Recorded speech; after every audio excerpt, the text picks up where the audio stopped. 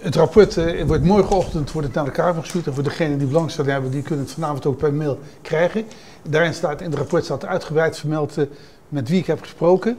Dat zijn meer dan 70 organisaties en nog meer personen.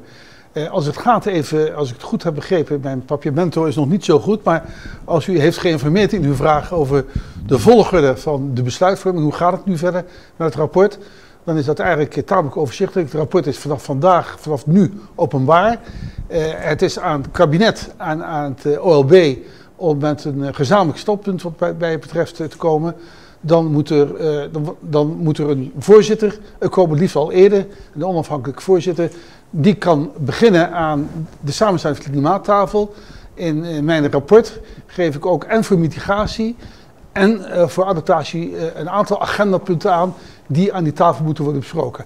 Als die onderhandelingen klaar zijn, die gesprekken waar alle belanghebbenden erbij zitten, ook de Nederlandse departementen, dan is er dus een klimaatakkoord. Dan is iedereen het daar met elkaar over eens en dan kan het worden uitgevoerd. En ja, ik hou van snelheid.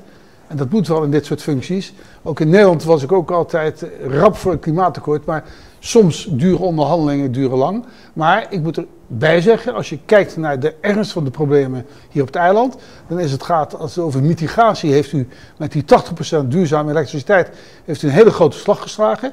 U moet nog die 20% aanvullen.